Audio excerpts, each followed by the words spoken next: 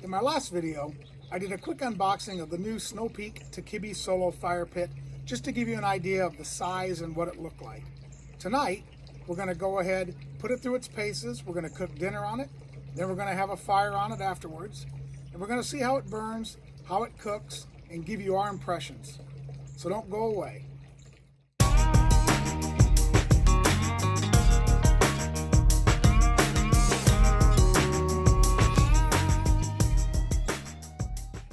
Let's take a look at the Takibi Solo.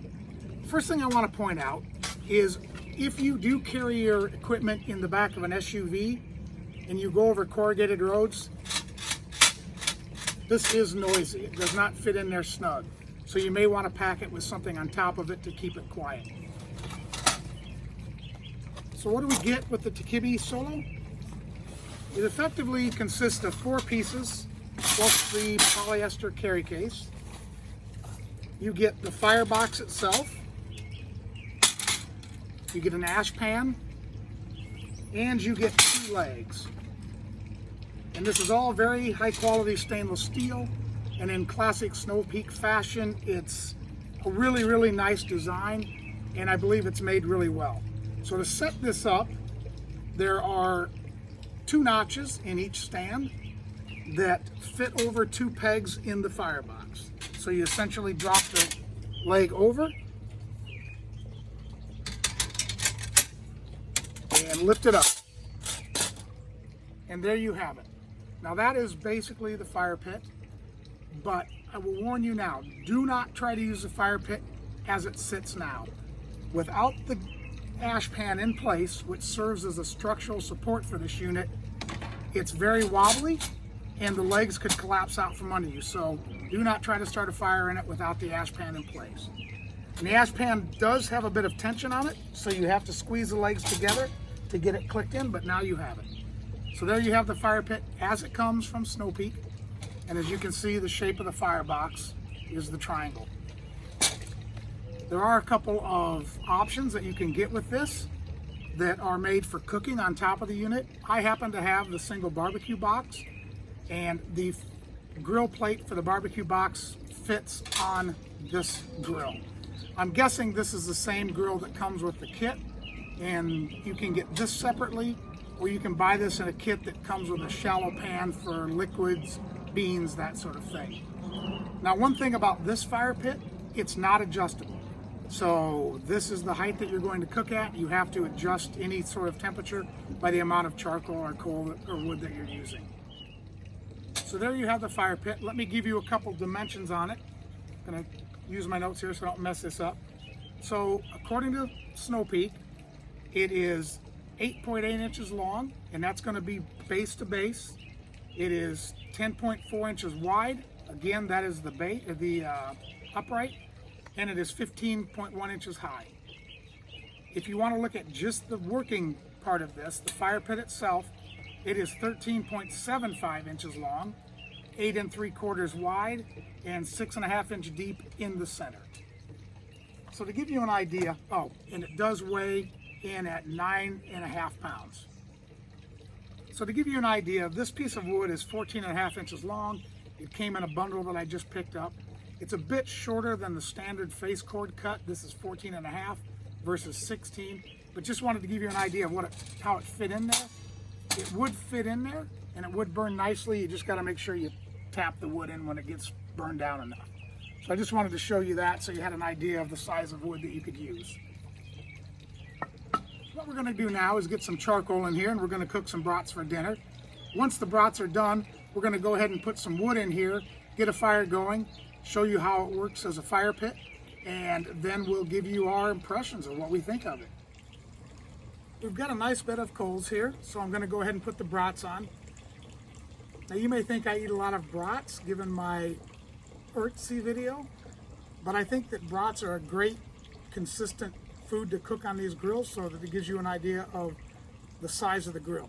As you can see, we've got plenty of room here to cook these brats. You could put another pack on.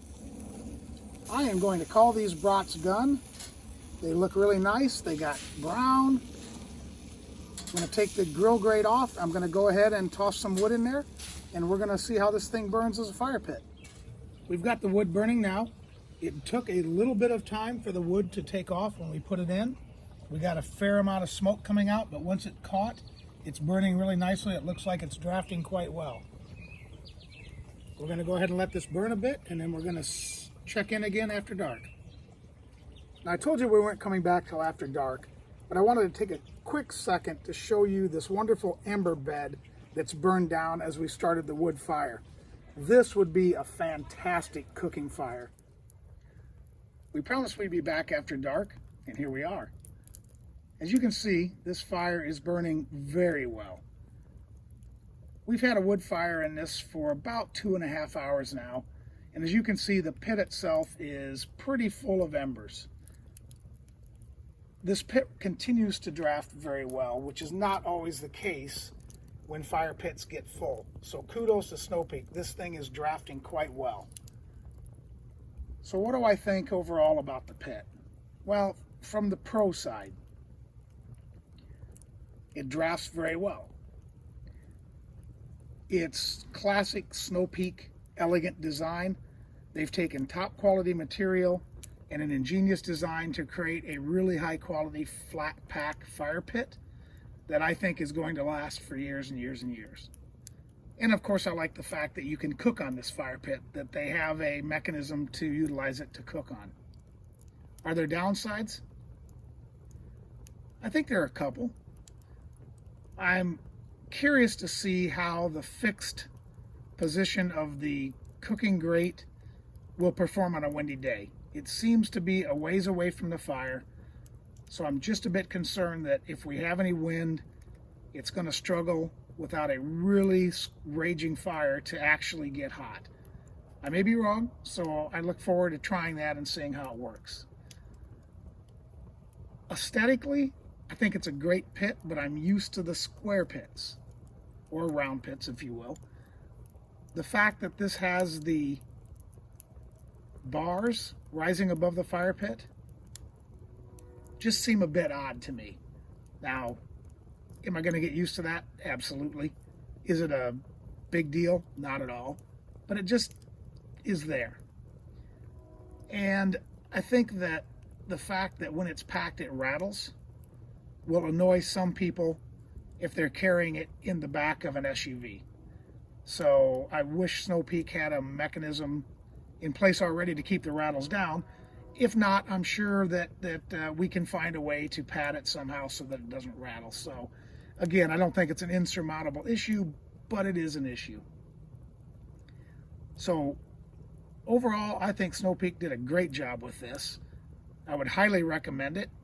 It's compact, it's portable, it can fit under the seat of your car. It's not the lightest fire pit out there, but I think the quality of the materials more than makes up for the added weight. And do I think it's a good complement to the Snow Peak line? Yeah, I really do. Where it fits in that line, I'm not quite sure. I think perhaps it's for those folks who find the small pack and carry too small and the medium too expensive. So this fire pit is $139.95. You add the cooking grate for another $39.95, you're at $180.